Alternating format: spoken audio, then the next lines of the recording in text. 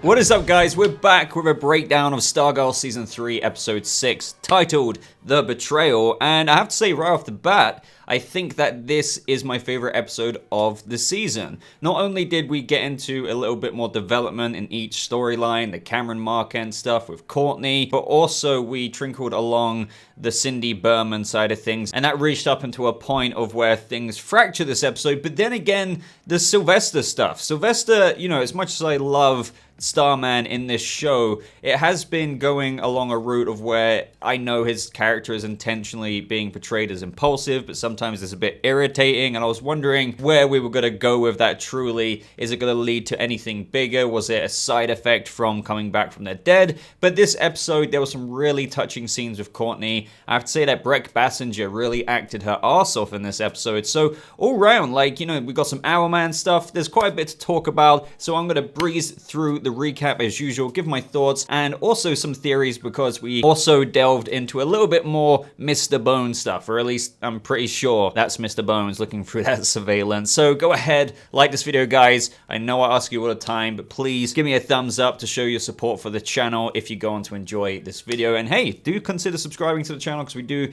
reviews, breakdowns, recaps, news updates, you name it. But let's get right into this. So we pick up with Cindy looking at the aftermath of Sylvester last episode. We see that her lizard eyes are taking over, and as we know, she's got like basically a scaly arm now. She's more or less transforming into Dragonking, and in this episode she says that she didn't really know if this was always going to happen or if it was activated when she went to the Shadowlands. I would have to think that Dragonking, Dr. Ito, definitely planned for this to manifest at a certain age for Cindy. We also have Rick break into Crusher's gym, and he was working out with like insane weights, and I don't know about anyone else. I knew this wasn't gonna happen, but I was still just the whole time like, yikes. When he was packing on all of the weights on there and he was lifting it above his head, yeah, I thought, what if it just cuts out now? That would be, the elbows would just go, yeah, it's not a pretty picture, but he made it well past an hour, and that's because he removed the inhibitor, and later on, we got like a little demonstration of his power, and where it looked like he was flying. I'm pretty sure he just did like a big leap off camera, and that's why he was kind of gliding into view, but Rick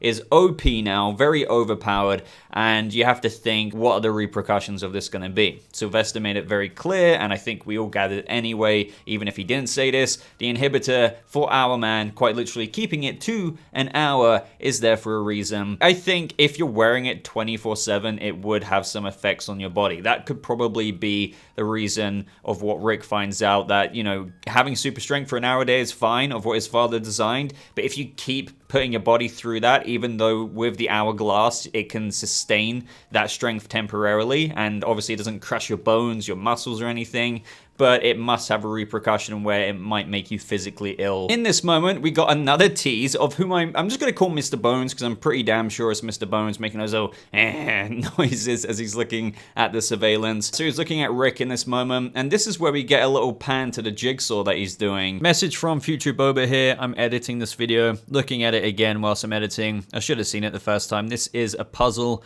of a skull, so I wonder if a certain character by the name of Mr. Bones would be doing a jigsaw puzzle of a skull. So yeah. And whilst I'm on the subject of Mr. Bones, or whoever this is, I do feel like 6 episodes in now, if this does turn out to be Mr. Bones, of which I think it is, I do feel like they should have revealed or just cut the camera to his face, and I feel like this episode was the final episode to do that. Not that I'm saying, oh, this is terrible or anything like that. It's just, if you're gonna do it, considering you showed Mr. Bones like literally in an office at the end of last season, I feel like this suspense is overkill now. I don't even know if I'd call it suspense, especially if we think we all know who it is. I mean, I'll hold my hands up if I'm wrong, because the joke would be on me if this isn't Mr. Bones, and then that would pay off. But all I'm saying is, if this is Mr. Bones, you know, it's just like, you know, 6 episodes in now. If it does eventually get to be revealed to be him, well then, oh, shock and awe, surprise, you know, kind of thing. So I feel like they should have done it this episode. Meanwhile, we had Yolanda in church confessing, saying she broke into someone's house, and she's like, oh, I'm not asking for forgiveness for what I've done, but for what I'm going to could do. I did find that a little bit cheesy. You know, I have found Yolanda a bit irritating this season,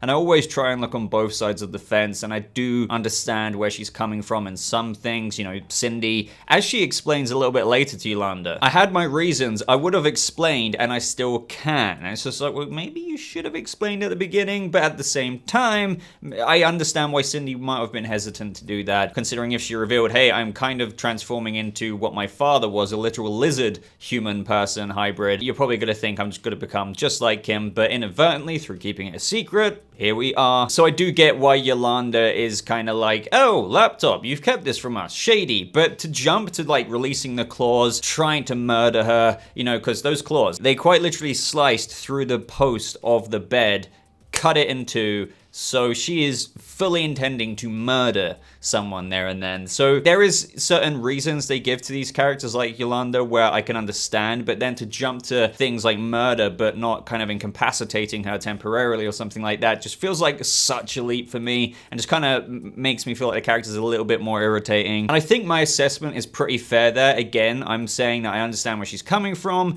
but then to jump to attempted murder, like she's trying to kill her. Like you can't argue with me there, I feel, with those claws. Like she's literally trying to swipe her and stuff. So it just makes me think like, okay, what if that happens? She's gonna be like, okay, dead body on the floor, get on with my daily life. It feels like a little bit too much of a jump from where I'm standing. This is when we have Sylvester reveal to Pat and Barbara that, oh yeah, that guy is Cameron Marken, which is when we cut to Cameron and Courtney, and you know, I actually really do like this. You know, I'm not much of a shippery person, to be honest, but I do like these two together. Cameron, as I've always said, and I think as we all know, is a good person at the bottom line, but has that kind of character arc where what will happen in the future truly can go either way, and from an understandable perspective. I just hope that they execute it well, because yes, finding out that the person you're basically in love with now knew or had something to do with your father's death would send you into overdrive, but then what I'm worried about with the execution is if finding out the true reason to your father and what he was trying to do through brainwashing many states in America or whatever it was, trying to kill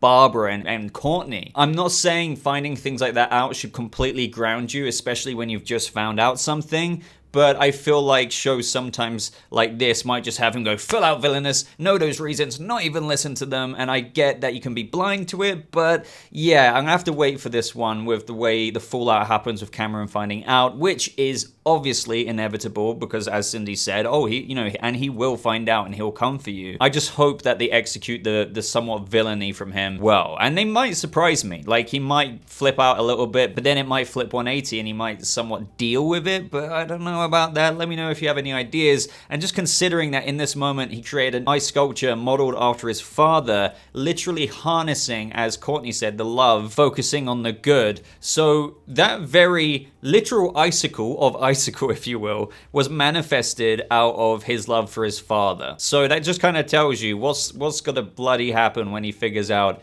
what happened to his father and who was involved with that. So it's a bit like, damn. But I also like how Courtney tied in Sylvester's, it flashed over to Sylvester's smile, his education in harnessing love and good with power. Not to get too cheesy there, like as I'm saying that out loud, it was a bit like, oh, but yeah, like it's decent. And that's what, Stargirl really is about with its kind of core power set, the cosmic stuff and whatnot. So seeing that echoed throughout this scene was nice to see. Which is when we have Pat and Barbara go visit the Icicle grandparents, which I found was pretty weird. Like, I'm not gonna lie, I get that they're concerned, but it's kind of hard to believe, I feel, for me. Do you know what I mean? I guess they didn't want to tell Courtney because they wanted to like scope the place out, but I can imagine Pat doing something like this. But Courtney's mother, Barbara, I felt like this was a bit too far. Lily, the grandmother, I think her name was, is asking her husband if she poisoned it, and I feel like her husband is the more chill one. I don't know if I fully believe him, but a part of me does when he says that as long as both of our children are happy, that's all that matters. Isn't that right, dear? And she's just like, she's like twitching her eyes. It's like, oh God, no, I don't want my grandson interacting with that filthy Stargirl. But then Grandpappy Icicle says Cameron and Courtney being happy is all that is important right now. So it's like, maybe he's just trying to, not lose their crap right now, and he wants to reserve it for a time in the future. But a part of me does think that he isn't as sinister as his wife. But anyway, we have Courtney and Cameron rock up, which was a bit awkward. They explain themselves because they're worried, considering the family she's getting involved with, I mean, freaking Icicle after all, and the parents do have powers, and to be fair, they have good reason to be worried. Once again, Courtney has to emphasize that Cameron isn't his father, which is just so sad to me because I feel like, despite the conversation we had earlier about the potential villainy in the future, she's just gonna be completely smacked across the face. Like, everyone's gonna feel like they've been proven right, like Yolanda and Rick, when he finally learns. Cameron later drops off some flowers to Courtney, and I have to admit, I was a bit like, ah, you know, because there was a little bit of a note saying, thank you for giving me hope. Towards the end of the episode, even though this scene was a little bit earlier on, we had Sylvester at the pit stop. They were like, okay, cool, laptop, but you kind of need to put it back. This is when Yolanda goes to Beth, after Beth had a little bit of a talk with her parents. She's still contemplating, oh, you know, do I keep them involved or not? Because she blocked them, which I thought was kind of silly, because if your parents were in danger and they had to call you, you wouldn't be able to get the call. So I mean, I get what they were going for, but yeah. This is when Yolanda goes back to Cindy's, puts the laptop there, but at the same time, we have Beth going through the files that they recovered from the laptop, and they find what the gambler found, if you remember, and that was Mr. Bones, of whom I assume is Mr. Bones, his surveillance feed. But that's when Cindy comes in. We already briefly spoke about this earlier. The fight unfolds. I do feel quite bad for Cindy in this moment, and she truly gets driven to the point of where I don't blame her for kind of barking back a bit sourly, because she kind of was like, fine. When Courtney came in and, you know, completely blasted everyone back, Cindy somewhat exposed that she's helping Cameron here. And I don't know how I feel about this moment. Again, I don't blame Cindy for getting a bit sour, because that took quite a lot. If anything, a while ago, it would have been much sooner before she was like, screw you guys. By the way, the fight scene, pretty awesome. But when Rick and Yolanda were like, oh yeah, we already know that Courtney's dating Cameron, but the massive mind-blowing thing was that she was helping him control his powers. I don't know if even Yolanda and Rick would have reacted like that. I know they weren't too, maybe I'm wrong, because Rick has been acting like a jerk to Cameron when he came over to the, you know, lunch table and stuff before that. Yolanda was involved in that, saying, you know, his father, and that caused Courtney to walk away from the lunch table last episode. So I suppose hearing that she's helping him, as Cindy puts it, create little icicles like his father. So I think the main thing that I need to focus on is that they felt like they should have been told. I think the only thing that I'm feeling right now is that this little secret, as Cindy puts it, that she's been keeping from them, it just didn't feel like a massive bombshell of a secret. But anyway, to my favorite scenes of the episode, that was this next moment, the pit stop, and then the moment with Sylvester. I really feel like Brett Bassinger, you know, it does baffle me sometimes. Sometimes people say like, oh, Brett Bassinger can't act. But it's like, what? Like, she's playing her role pretty damn well, you know, happy, cheery, optimistic Stargirl. But in this moment, you could tell she was really crushed by this conversation, and you understand where she's coming from. She promised that she wouldn't tell anyone, but at the same time, she can probably understand where they're coming from, that it should have been told. When it got to that point of where she said, maybe Sylvester should lead the JSA for now, and I'll take a few days out or whatever, which kind of pans out true to what I said last episode with how Courtney might take a little bit of a sabbatical, so that ended up somewhat happening, even though Sylvester said it will be fine. Yolanda was like, he already has been because you haven't been here, or something like that. And then again, the wave of emotion that is washing over Stargirl's face here, Courtney, I just want to give major props to it, because this is the depth and emotional feels that I want out of shows like this, and this was pretty awesome. And then honestly, a perfect analogy, a cherry on the cake to that scene is another emotional scene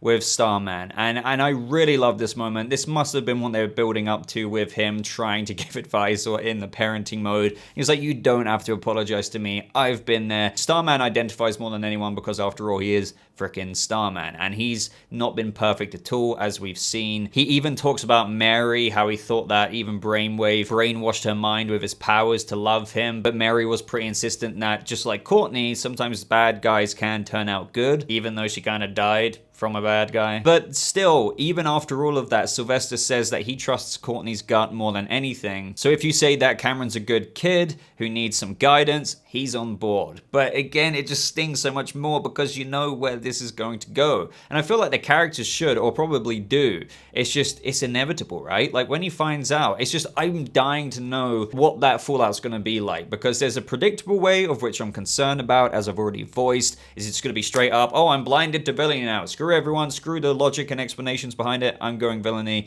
Or are they gonna handle it in a very more unforeseen, intriguing way to what I'm anticipating? But yeah, long story short, Sylvester and Courtney scene, so feelsy. This is the Starman and Stargirl scenes that this show needs, and needs more of. Anyway though, we have Beth come to Courtney's house and reveal the CCTV, the surveillance of who we can assume to be Mr. Bones. I find it funny they were like, act normal, but then they all look up at the camera. But yeah, this is definitely springboarded things a lot more into that direction. I think we've all waited a while now for that, 6 episodes, and we're finally getting into what the heck this side of things is. Now, the next episode is called Infinity Inc., I believe. Actually, Infinity Inc. Part 1, and it looks as though we have Mr. Bones, if it is Mr. Bones, turning this dial here, and then we have this kind of man fitting on a table, and then we also have 2 kids holding each other's hands as one kind of breaks away, and then that kid screams. So I'm thinking that this could be flashbacks to Todd and how he became Obsidian potentially, and how Obsidian could be the very character who is murdering people as a little bit of a weapon here. Now, Todd has some similar powers to the Shade, which could explain the flight of Starman going up and then falling down on the floor, the gambler's trailer getting completely wrecked. We even see some Shade-esque powers in this promo for the next episode with, I believe, Rick in that room, so that might not even be the Shade, but rather actually Todd. So I think that's where it could be going for potentially a Todd villain-esque reveal, but kind of being controlled in the Infinity Inc. way of things, and this is where we're going to get Jenny's Green Lantern back. So yeah, that was a little preview of the next episode, but this episode, I have to say, for me, I think was the best one. It just had everything that is good about this season in it and more, and then kind of wrapped it all up and finished off with a nice little bow. And I feel like now we're really diving into the next chunk of things. So what did you guys think about episode 6? Like this video, especially if you got this far. Hit that thumbs up button on your phone, on your laptop, or wherever the heck you're watching this. But until next time, everybody, I really appreciate you watching. Have a lovely rest of your day, and I'll see you fellow members of the JSA in that next video. Goodbye.